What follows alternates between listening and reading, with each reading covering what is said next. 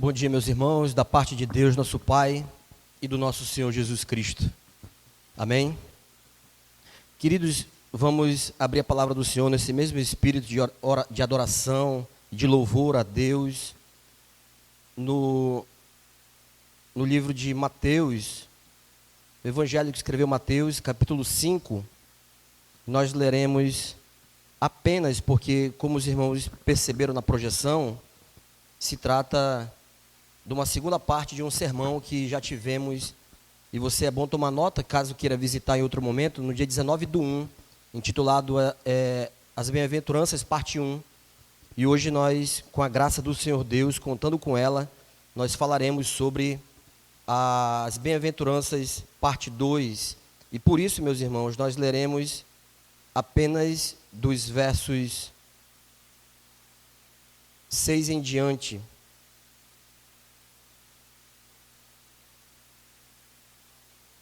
E diz assim a palavra do Senhor: Bem-aventurados os que têm fome e sede de justiça, porque serão fartos. Bem-aventurados os misericordiosos, porque alcançarão misericórdia. Bem-aventurados os limpos de coração, porque verão a Deus. Bem-aventurados os pacificadores, porque serão chamados filhos de Deus. Bem-aventurados os perseguidos por causa da justiça, porque deles é o reino dos céus. Bem-aventurados sois por minha causa, vos injuriarem, e vos perseguirem, e mentindo disserem todo o mal contra vós. Leamos também o 12, meus irmãos, que vai fazer sentido para nós mais tarde. Diz assim: Regozijai-vos e exultai, porque é grande o vosso galardão nos céus, pois assim perseguiram os profetas que viveram antes de vós. Amém. Meus queridos, o presbítero Nadiel já orou pela mensagem, então, como o tempo urge por conta da nossa escola bíblica dominical, vamos aos pormenores iniciais da mensagem. E aqui, nesse primeiro momento, eu vou correr um pouco, porque muito do que eu vou falar aqui já foi tratado no primeiro sermão, e aqui é uma continuidade. Então, nesse período introdutório aqui, eu vou tratar do que, em linhas gerais, nós falamos nesse primeiro sermão, ok? Então, vamos lá. A primeira coisa, meus irmãos, que essa passagem, ela tem sido importantíssima à espiritualidade cristã ao longo de toda a história. Uma vez que no passado, na igreja primitiva, diferentes tradições cristãs consideravam que o preparo básico de um fiel envolvia a memorização e a exploração de 3 passagens bíblicas basicamente. Falamos sobre isso já, que são os 10 mandamentos, a segunda era a oração do Senhor, que também encontramos aqui em Mateus no seu evangelho, e a terceira é a das bem-aventuranças. Segunda coisa, meus irmãos, que também tratamos, essas últimas, leia-se as bem-aventuranças, também conhecidas como beatitudes, constituem a abertura do primeiro grande sermão pregado por Jesus Cristo, o famoso Sermão do Monte, que é, por assim dizer, o discurso inaugural do ministério terreno do nosso Redentor, sendo este, para alguns estudiosos, um manifesto do reino de Deus, porque o rei está chegando e agora ele quer declarar as suas primeiras palavras a respeito do seu reino. E o reino dos céus é o tema do Sermão do Monte. Terceiro, meus irmãos, os pontos principais do sermão são basicamente 2, desse sermão de Jesus. O primeiro, Jesus começa o sermão respondendo quem são os cidadãos ou súditos desse reino, e ele prossegue em todo o restante do seu sermão, destacando quais são os valores principais do reino que ele está trazendo. As bem-aventuranças, portanto, nada mais são do que um retrato dos súditos do reino, ou uma imagem dos cidadãos que fazem parte do reino do nosso Senhor. E o segundo tema, o Senhor Jesus, nas bem-aventuranças, aponta um entendimento não muito comum a respeito do que é a própria felicidade. Um exemplo do que trouxemos é quando definimos felicidade. Muitos de nós nos referimos à maneira como alguém se sente, ou pelo menos a como ele aparenta sentir. Então, nosso conceito, às vezes, é baseado no que nos é apresentado. Eu olho para uma pessoa e digo, ela é feliz, porque se ela apresenta assim, se ela se apresenta assim, e como ela aparenta exalar felicidade, então eu concluo que sim, essa é uma pessoa feliz. Mas esse é um conceito nosso, né? E aqui continuamos porque depois a gente destrincha de maneira mais específica, porque Cristo não vê dessa maneira. Porque quando ele diz que alguém é bem-aventurado, ele não está falando de como alguém se sente, nem como alguém aparenta se sentir, mas está se referindo àquilo que alguém é, independentemente de sentir ou de aparentar. A essa ótica está correta, porque é a ótica do Supremo Pastor. como é provável que Jesus tenha falado essas coisas, meus irmãos, não em grego, mas em aramaico, e Mateus teria registrado por escrito em grego, a palavra que o evangelista usa em outros lugares do Novo Testamento é traduzida por bendito. Ou seja, bem-aventurado é sinônimo de bendito, que significa aquele a respeito de quem o bem é declarado. E o pressuposto que está por trás aqui é o de que quem declara o bem a respeito desse sujeito é o próprio Deus. Tratamos disso também. Por isso, meus irmãos, o mais importante de tudo que vimos até aqui no primeiro sermão não é como nós nos sentimos, mas o que Deus diz que nós somos. Esse é o principal. Repito o que perguntei na introdução do sermão passado, meus irmãos. O meu e o seu conceito de felicidade estão de acordo com os nossos padrões ou os padrões apresentados por Cristo? Porque o que vimos anteriormente, até o verso 5, foi Jesus relacionar a felicidade à pobreza, choro, carência e perseguição, usando expressões que nos soam contraditórias. Então, meus irmãos, antes de adentrar a exposição propriamente dita, segue aqui uma pesquisa. Isso aqui eu fiz, meus irmãos. Eu não falei no sermão passado que traria, porque eu poderia, por algum motivo de força maior, não honrá-lo, mas eu consegui, pela graça do Senhor Deus. Eu vou trazer aqui de próprio punho uma pesquisa que eu fiz com pelo menos 5 pessoas, trazendo aqui a pergunta a elas e aqui as respostas, do que elas pensam, do que elas julgam ser a definição de felicidade. E eis aqui as respostas, queridos. A primeira pessoa disse o seguinte: felicidade é um sentimento que só é válido se vier agregado de coisas boas. Vou repetir. Felicidade é um sentimento que só é válido se vier agregado de coisas boas. Você vai definindo no seu coração aí se ela tem razão ou não, essa pessoa. A segunda pessoa disse o seguinte: felicidade é conquistar algo que eu estou buscando. E quando eu consigo o que almejo, essa conquista eu chamo de felicidade. A terceira pessoa disse o seguinte: felicidade é fazer seja o que for, pois se isso me satisfaz, então é quando eu defino como felicidade. A quarta pessoa disse o seguinte, quinta, né? Foram 6 depoimentos, na verdade, irmãos. Disse o seguinte: felicidade é viver financeiramente bem. Eu vou repetir isso aqui bem devagar, irmãos. Felicidade é viver financeiramente bem. Ponto. Final. E a última pessoa disse: felicidade para mim é estar bem com quem se ama, seja família, amigos, etc. Essas são as definições das pessoas, irmãos. Minhas irmãs e meus irmãos queridos aqui presentes nesse auditório.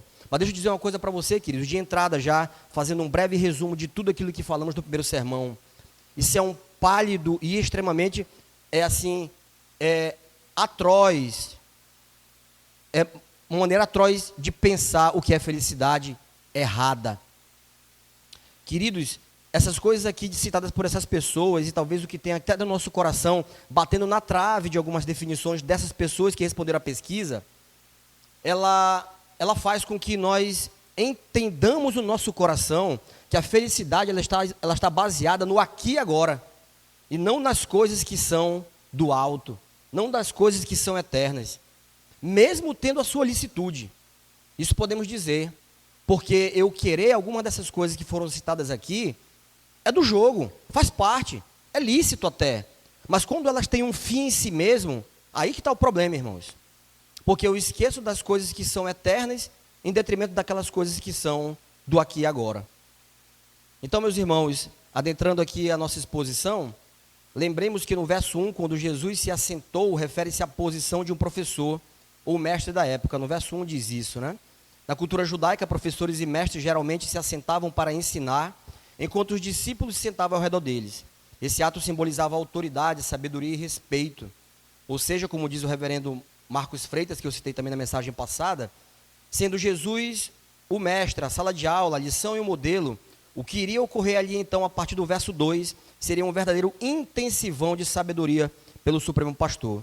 E como dissemos, meus irmãos, algumas considerações aqui, para agora sim a gente adentrar nos versos propriamente ditos, lidos do 6 ao 12, que diz o seguinte, algumas dessas coisas que também tratamos lá à guisa de lembrança aos irmãos aqui.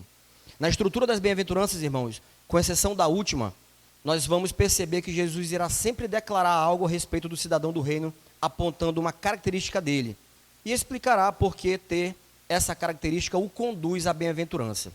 A segunda coisa, que essa passagem não é a descrição de tipos diferentes de crentes, mas da natureza de um discípulo de Cristo.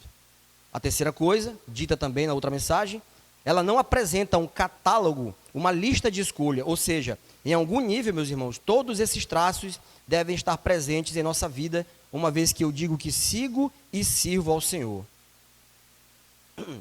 A quarta coisa diz assim, essa passagem não fala na linha da apresentação dos dons espirituais elencados em 1 Coríntios 12, onde eu olho e digo, creio eu ter o dom de serviço, mas o dom de ensino eu não tenho.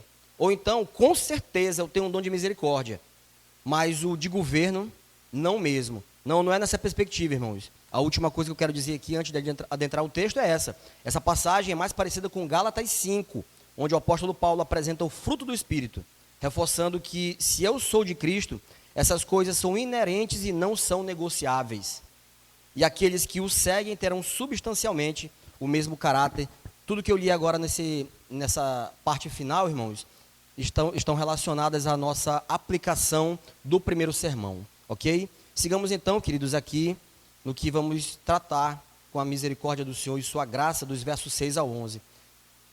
Como eu sempre disse, meus irmãos, lembremos, a estrutura sempre trará a seguinte situação: a declaração de Jesus a respeito do cidadão do reino, apontando uma característica, e depois explicará porque ter essa característica o conduz à bem-aventurança, o conduz à felicidade, que é essa definição de bem-aventurança. Ok? Então, leamos juntos, queridos, a declaração, verso 6, juntos. Bem-aventurados os que têm fome e sede de justiça. Aqui, queridos, Jesus está dizendo que as pessoas que têm fome e sede de justiça são bem-aventuradas, são felizes. Mas de qual justiça ele está falando? A nossa justiça ou a justiça divina? E aí, meus irmãos, a resposta é muito simples. Só que para isso nós vamos precisar ir lá em Isaías, abra sua Bíblia lá, por favor.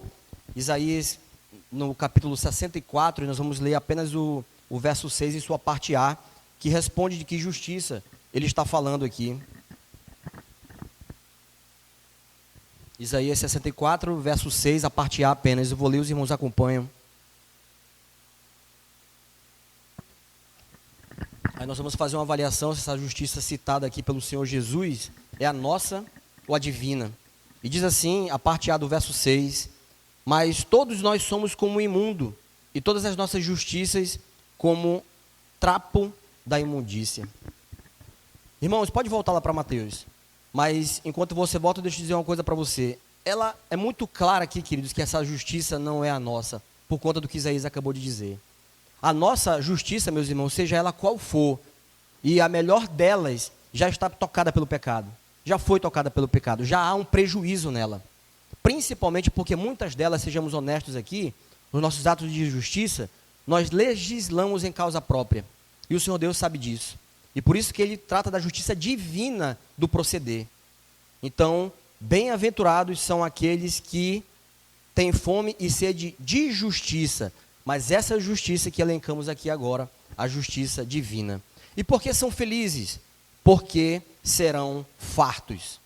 Queridos, a palavra fartos aqui se refere a uma saciedade espiritual. Lembre-se disso. Porque vamos tratar aqui do verso 6. De uma saciedade espiritual. Jesus está prometendo que as pessoas que têm fome e sede de justiça serão saciadas. Ou seja, que elas encontrarão a satisfação e a realização que buscam no Senhor. Aqui eu queria fazer um paralelo com você, irmãos. Alguns de nós, vira e mexe, entramos em alguma dieta, certo? Isso aqui é um paralelo que eu estou fazendo, certo, irmãos? Alguns de nós entramos em algumas dietas, e às vezes alguns de nós dá certo uma certa dieta, quando nós substituímos alguns alimentos que são caros a nós, por um shake, por exemplo, que tem ali todas as substâncias necessárias, suas vitaminas, para dar uma certa saciedade a nós. Mas deixa eu dizer uma coisa para você, meu irmão, e você sabe disso, né? Inclusive eu vou citar aqui algumas pessoas que eu conheço da intimidade, ou umas não tanto da intimidade, mas eu conheço já o proceder nesse sentido. Qualquer shake que você tomar, meu irmão, ele vai dar essa sensação de saciedade. Mas ela nunca vai substituir, queridos, né, Anderson? Uma carne de porco, né? Não vai, né, meu irmão? Né, Emerson? Não vai. Meu irmão, qualquer shake no mundo, por mais que lhe dê a sensação de saciedade, jamais vai substituir uma panelada. Né, Nara? Não vai. Meus irmãos, não vai. Vai dar aquela sensação, mas não substituirá. E por que eu estou fazendo esse paralelo, queridos? Porque qualquer droga que usemos, qualquer balada que formos, jamais, meus irmãos, essa sensação de saciedade, dessa felicidade que buscamos, vai ser plena. Porque plena, meus amados, só no Senhor. E louvado seja o seu santo e bendito nome, porque se estamos aqui, ouvindo essa mensagem nesse momento, vindo da parte dele, é porque ele nos proporcionou. E nós devemos louvá-lo por conta disso. Do contrário, meus irmãos, nada do que vamos buscar aqui nesse mundo trará felicidade plena. Só no Senhor, queridos. Só no Senhor. Verso 7, meus irmãos, leamos juntos a declaração, para nós darmos continuidade. Juntos, queridos. Bem-aventurados os misericordiosos. Até aí, queridos. Até aí. A parte A é a declaração. Bem-aventurados os misericordiosos. O termo misericordiosos, queridos, aqui se refere às pessoas que têm compaixão, piedade e bondade para com os outros. Elas são pessoas que se importam com as necessidades e sofrimentos dos outros e que estão dispostas a ajudar e a perdoar. Irmãos, eu vou ler de novo devagar isso aqui, porque nós vamos tratar de um ponto só dessa definição aqui do que são esses bem-aventurados, que são os misericordiosos. O termo misericordiosos aqui se refere às pessoas que têm compaixão, piedade e bondade para com os outros. Elas são pessoas que se importam com as necessidades e sofrimentos dos outros e que estão dispostas a ajudar e a perdoar. Esse termo aqui eu queria ver mais de perto com você. Esse termo perdoar, esse verbo aqui, queridos. Porque, meus irmãos, quando eu não perdoo, eu faço o outro sofrer. Lembre-se disso, meu irmão. Lembre-se disso, minha irmã aqui presente. Lembre-se disso, crianças aqui presentes nesse auditório. Quando eu não perdoo o meu irmão, eu o faço sofrer. Isso não é um eu acho da vida não, irmão. Isso é fato. Porque, meu irmão, quando uma pessoa, quando já é do seu conhecimento que aquela pessoa precisa que você a perdoe, porque você ouviu de terceiros, mas pessoas idôneas, ou você ouviu diretamente da própria pessoa que você precisa perdoá-la e você não faz, isso é pecado e é grave. Porque, como disse uma pessoa que já esteve aqui no nosso meio, que eu endosso o que ele falou um dia, até a minha pessoa mesmo, mas era de outro contexto que ele falou isso, eu reitero o que ele disse, dizendo agora para os irmãos. O Senhor Deus, meus queridos, se você não sabe disso, saiba agora. Ou se sabia, reforce no seu coração. O Senhor Deus, meus irmãos, Ele não vai criar, caso aqui nesse auditório tenha alguém que ainda não liberou perdão para o próximo, fazendo-lhe sofrer. Saiba disso, o Senhor Deus, aspas para esse rapaz, o Senhor Deus não vai criar, meus irmãos, Ele nem criou e nem criará, e nem está em processo de criação, um outro céu para você e para essa pessoa lá que você ainda não perdoou. Já fique sabendo disso, Ele não vai criar, o céu é único.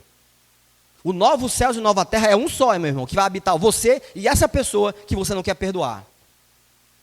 E você precisa perdoar, meu irmão. Ah, Davi, mas não é fácil não. Quem disse que é fácil, meu irmão? Minha irmã, quem disse que é fácil? É porque a mágoa foi muito grande, Davi, que ela cometeu contra mim. Eu sei, minha irmã, eu sei, meu irmão. Mas aqui em nenhum momento o Senhor Deus ele coloca no condicional não a coisa. Vá lá e perdoe. Por mais que isso doa, por mais que isso mexa com você, por mais que isso vai ferir o seu orgulho, não é? Mas vá com a pessoa, meu irmão, e perdoa, dê um abraço, e a partir dali, Davi, passamos a ser os melhores amigos ou melhores amigas novamente, ou então se nunca fomos, passarmos a ser? Não necessariamente, mas você vai agir com cordialidade, seria excepcional se acontecesse, né? Mas caso não, meu irmão, só perdoe e trate-a com carinho, com amor, com compaixão, com piedade, com bondade, que a definição aqui acabou de trazer, queridos. E essa não é a palavra, meus irmãos, do presbítero Davi, irmãozinho de vocês aqui não. É a palavra do Senhor, meus irmãos, ao nosso coração. E eu queria que os irmãos considerassem isso em nome de Jesus. E por que são felizes, queridos? Porque alcançarão misericórdia, que foi a parte B que os irmãos leram.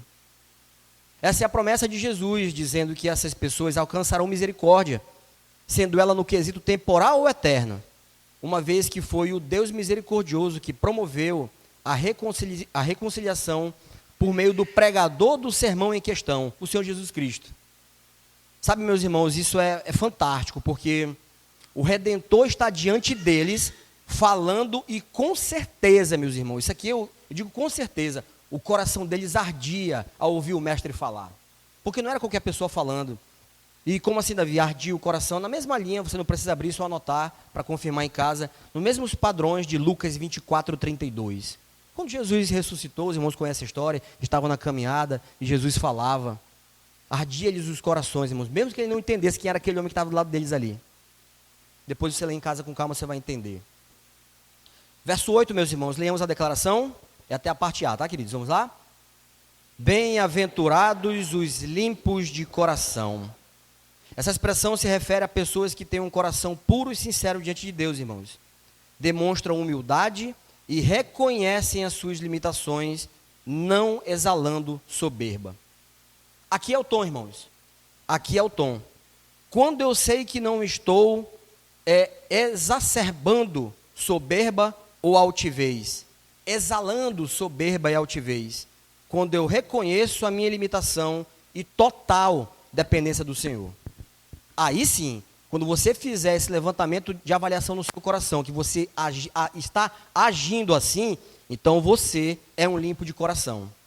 Agora, quando você, nas suas atitudes, quando você na sua fala, quando você no seu proceder demonstra altivez, soberba ou coisas inerentes a essas duas que eu citei aqui, meus irmãos, esses predicados, é problema. E nós precisamos avaliar como anda o nosso coração para poder mudar de rota. Mas a gente consegue sozinho, né, Davi? Isso aí não, sozinho não.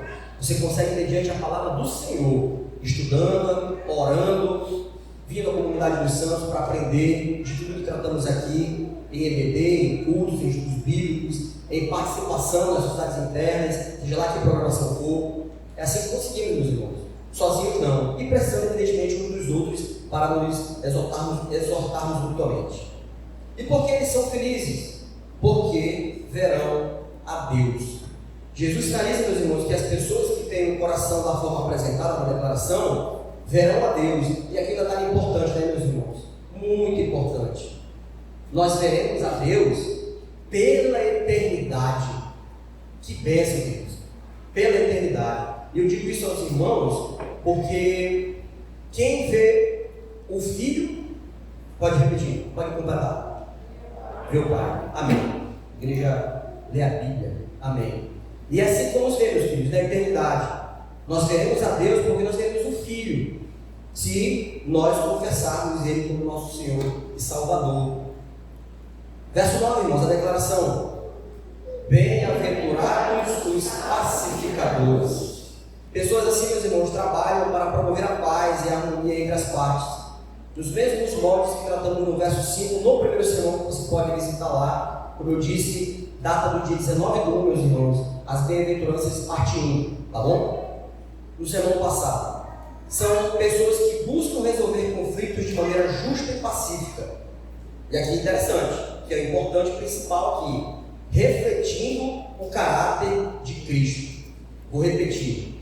Pessoas assim trabalham para promover a paz e a harmonia entre as partes, os mesmos padrões apresentados no sermão passado. São pessoas que buscam, meus irmãos, resolver conflitos de maneira justa e pacífica, refletindo o caráter de Cristo. Por que eu estou reforçando isso, irmãos? Refletindo o caráter de Cristo. Porque alguns de nós aqui conhecemos pessoas que são boas de resolver conflitos, né? Tem pessoas que são profissionais disso até. Eu estou falando nessa da palavra, profissionais mesmo. Mas dentro da igreja tem pessoas que você, cara, eu vou chamar essa pessoa para mediar essa conversa entre a gente, porque ela tem uma boa fala, ela tem uma introdução boa para tratar aqui com a gente. Se for nós dois aqui tratar de uma situação, eu e o Harrison, parece que vai ficar uma coisa ferro com ferro, vai dar problema, vai dar choque entre nós dois. Então vamos chamar fulano de tal, que ele media aqui a nossa conversa, Harrison, vai ser legal para nós. Tem pessoas que são assim, é fato. Tem outras pessoas que, não apenas a questão da moderação da voz, mas a sua presença só, ela exala uma ação de também ser um juiz de paz naquele momento. Amém por isso, queridos. Mas mesmo assim, atendemos para esse detalhe importante. mesmo essa pessoa mansa, mesmo essa pessoa cordata, mesmo essa pessoa que é um profissional dessa área, ela precisa dessa mediação refletir o caráter de Cristo, porque se isso não ocorrer, meu irmão, até a sua mediação está prejudicada pelo pecado. Pode ser prejuízo para nós, inclusive para todos os envolvidos naquela questão ali. Seja um grupo, seja 2 pessoas, ou seja 3 contando com ela. Isso nós precisamos considerar também. E por que são felizes? Porque serão chamados filhos de Deus. O que denota uma relação íntima com o Pai. São membros da família de Deus, irmãos, e não bastardos. Não apenas isso, mas também porque o Senhor é um Deus que promove a paz, reconciliando-nos consigo por meio de Cristo. Ao agirmos como pacificadores, manifestamos o caráter do nosso Pai Celestial e do nosso Mestre Bendito. Verso 10, irmãos. Declaração, lemos juntos? Bem-aventurados os perseguidos por causa da justiça. Irmãos, são aquelas pessoas perseguidas por causa de sua fé e de sua defesa da justiça. Isso reforçado pelo apóstolo Paulo em sua carta aos Romanos, em sua note. Capítulo 1, verso 17, eu vou ler, os irmãos apenas atentem, só anote para ler em casa. Diz assim: visto que a justiça de Deus se revela no Evangelho, de fé em fé, como está escrito, o justo viverá por fé. Aqui não tem muito o que a gente conversar não. Aqui nós vamos usar o verso 10, né, das tratativas do método josiano. Eu sempre cito isso, né, irmão? Para quem não sabe qual é o método josiano, do nosso irmão Josa, o texto que ele estuda. Então fechamos a Bíblia e vamos para casa, né? Josa tinha isso na UNB no passado, né? A gente brinca com ele sobre isso aí. Mas o texto aqui diz tudo já, irmãos. E por que são felizes? Porque deles é o reino dos céus. Eles têm uma recompensa celestial garantida, irmãos. O que traz aquilo, porque são felizes. Lembra, irmãos, aqui o que eu vou dizer, você deve estar na massa do sangue já de alguns, e os que não estão, é bom anotar essa ordem das coisas, né? Lembram disso aqui? Criação, queda, redenção e consumação. Vivemos a tensão entre o já e o ainda não, irmão. Isso é fato, ok. Vivemos essa tensão. Mas você percebeu uma coisa aqui lida nesse texto, irmão? Se você não percebeu, eu vou agora grifar para você, colocar em negrito, em caixa alta, dizendo o seguinte: mas Jesus não diz, porque dele será o reino dos céus. Ele diz o quê? É o reino dos céus. Irmãos, nós somos de Cristo pela fé. Não pense que você é um filho de Deus. Você é um filho de Deus.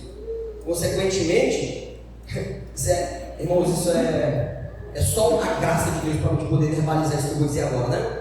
Eu e você, estou falando aqui no nosso contexto como igreja do Senhor aqui em Tancredo Neves. Nós somos parte desse reino. Esse reino é nosso, irmãos.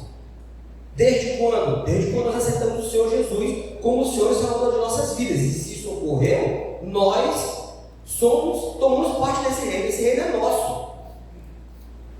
Mas o problema, Davi, é que nós aqui, com esse nível de pecado que temos em nosso ser, sim, meus amados, mas não por nossas obras que nós conquistamos isso, pelo Redentor, pelo sacrifício dele, de uma vez por todas naquela cruz, pela graça do Senhor Deus, meus irmãos, nós somos salvos, e eu repito, ele não diz dele será o reino dos céus, é o reino dos céus, mesmo vivendo na tensão entre o já e o ainda não.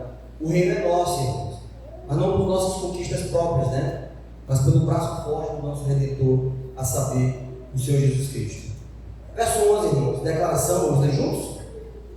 Bem-aventurados sois quando por minha causa vos injuriarem e vos perseguirem e mentindo disserem todo o mal contra vós. Amém. Irmãos, você lembra que eu falei no início do sermão? Nós já estamos aqui indo para as conclusões. Falei para os irmãos que a estrutura das bem-aventuranças aqui trazidas por Jesus, ela ia trazer sempre uma declaração e uma característica, né? E aí ele ia explicar por que essa característica nos traria essa bem-aventurança, faria de nós bem-aventurados. Só que aqui eu disse que o verso 11, a estrutura é diferente. E aqui, por isso que eu disse que nós leríamos no início o verso 12, porque ele tem um complemento do verso 11 nessa estrutura. Por isso eu vou ler de novo a declaração e a extensão aqui do que quer dizer. A declaração é que os irmãos leram comigo agora há pouco, diz: bem-aventurados sois, quando por minha causa vos injuriarem e vos perseguirem, mentindo disserem todo mal contra vós. Aí, queridos, vem a fala. E como extensão dessa estrutura diferenciada que citamos anteriormente, o verso 11 dessa declaração segue o verso 12, por uma fala que nos traz esperança e felicidade sem medida, nos informando que devemos nos alegrar, porque é grande o nosso galardão nos céus. Isso faz todo o verso 10 que nós vimos agora há pouco. Por quê, irmãos? Porque assim perseguiram aos profetas. Começa por aí já. Não, Davi, começa por aí não, me fecha nisso aí, porque assim foi como perseguiram os profetas lá. Por isso, é grande o nosso galardão no céu, né? Só um motivo, meus irmãos. Porém, também tem outras pessoas do nosso contexto contemporâneo que vocês conhecem, de repente até mais do que eu, ou outros até que nós nem nunca vimos, mas nós temos notícia, que também foram perseguidos pela sua fé. E tantos profetas como essas pessoas, eu cito aqui as pessoas dos missionários, principalmente, meus irmãos, não exclusivamente, mas principalmente, gozam também já da presença do Senhor, aqueles que partiram pela eternidade, irmãos. Também é verdade que precisa tudo ser consumado para que tudo seja fechado, aquele ciclo que nós já temos conhecimento, mas no momento, meus irmãos, como minha mamãe Noêmia. Minha mamãe Noêmia partiu desde 2010 e ela está com o Senhor, gozando da sua presença. Novo céu e nova terra, ainda não, mas goza da presença do Pai. E assim será pela eternidade, porque não tem retorno mais para essas coisas, assim também como para a morte eterna. E por isso aqui fica o alerta àqueles que não conhecem a Cristo. Porque da mesma forma, meus irmãos, e queridos aqui que eu vou chamar de amigos, que existe a vida eterna, existe também a morte eterna, para aqueles que negam ao Senhor Jesus. E nós devemos considerar isso, tomar cuidado. Queridos, então, vamos à nossa conclusão. Eu gostaria de trazer aqui, num tiro só, uma batida só aqui, algumas verdades, e uma fala trazida aqui por alguns dos queridos aqui nossos. E eu queria que a gente então refletisse nessa pergunta retórica ao nosso coração. Felicidade, biblicamente falando, irmãos, não é uma condição que atingimos naturalmente. Quando multiplicamos nossas conquistas pessoais, você viu lá os depoimentos da pesquisa, né? É assim que geralmente nós pensamos, que felicidade é algo que eu vou conquistar quando eu amontoar conquistas ao longo da vida que me levam a esse patamar. Aqui vem um querido nosso que tem uma frase muito interessante, aspas para ele, nosso pastor, reverendo Felipe Fontes, conhecido dos irmãos, já pregou nesse púlpito aqui, nesse aqui e naquele ali, irmãos. Para quem não estava aqui, infelizmente você perdeu. E creio que tem no canal do YouTube, né? A mensagem dele. Mas ele trouxe uma mensagem muito boa aqui quando aqui esteve conosco na conferência da Fé Reformada de uns anos atrás. Ele diz o seguinte, meus irmãos: à luz das Escrituras, felicidade é uma condição na qual nós somos colocados, na medida em que somos sobrenaturalmente conquistados pelo Senhor. Porque, biblicamente, a felicidade é uma dádiva, é um presente que Deus oferece graciosamente por meio de Cristo. Aquele que reúne em sua pessoa todas essas características de maneira perfeita, aquelas irmãos citadas nas bem-aventuranças. Essa pessoa está diretamente relacionada a ser um cidadão do reino. E esse cidadão do reino que ele escreveu foi a própria palavra encarnada, irmãos. Foi o Senhor Jesus, quando se assentou ali e disse aos discípulos e disse a nós aqui, porque estamos aqui verbalizando a sua palavra, pregando a sua palavra. E como outrora dissemos, essas coisas não são inerentes, essas coisas são inerentes ao crente, irmãos, e não negociáveis. Elas não são negociáveis. Elas fazem parte do nosso DNA, para usar o termo da moda. E reiterando, aqueles que o seguem terão substancialmente o mesmo caráter, já falamos disso, por um apontamento do reverendo Marcos Freitas nessa mensagem. Por isso, o caráter descrito nas bem-aventuranças, irmãos, é o parâmetro para aferirmos se realmente somos cidadãos do reino. Diante dessas verdades e considerando esses parâmetros, eis a pergunta, que eu vou repetir agora de novo. Você e eu podemos nos considerar, irmãos, bem-aventurados? Antes de você responder de maneira categórica para o seu coração, eu quero fechar com isso aqui. Lembre-se disso, meu irmão, que a pobreza de espírito, pegando desde o verso 3, lá que nós tratamos, até agora o verso 11 e culminando no 12, vou repetir. Lembre-se de que a pobreza de espírito, nosso choro, nossa mansidão, nossa fome ou sede de justiça, nossos atos de misericórdia, nosso coração, nossas ações pacificadoras e nem as perseguições que sofremos, irmãos, nos transformam. É Cristo que nos transforma, irmãos.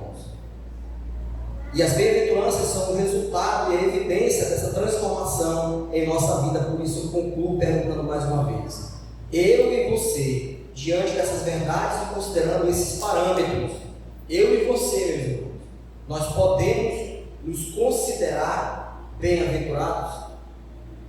Essa é a pergunta. Que o Senhor Deus aplique, meus irmãos, a sua palavra ao nosso coração. Vamos orar? Senhor nosso Deus e nosso Pai, nós queremos louvar e agradecer o teu santo e bendito nome pelo bom culto que tivemos. Desde o momento da nossa chegada aqui, Senhor Deus, passando pela liturgia preciosa do Senhor, e agora culminando com o teu monólogo ao nosso coração. Senhor Deus, a nossa oração é que o Senhor nos faça considerar tudo aquilo que foi dito desde o primeiro sermão até culminar nesse segundo, para avaliarmos se somos mesmos cidadãos do reino. Ou como diz um irmão nosso, como sempre cita, um outro querido nosso, ou nós somos impostores. Nós precisamos considerar, Senhor Deus, o nosso coração, e o Senhor nos ajude nessa causa, para a sua maior glória. É o que te pedimos em nome daquele que foi manifestado na carne, que foi justificado no Espírito, contemplado por anjos, pregado entre os gentios, vivido no mundo e recebido na glória. A saber, nosso único e suficiente Salvador, aquele que se assentou com os discípulos, trouxe a mensagem da cruz, falou das bem-aventuranças e traz o seu evangelho ao nosso coração, no nome dele, do Senhor Jesus. Nós oramos e agradecemos, dizendo: Amém. Amém.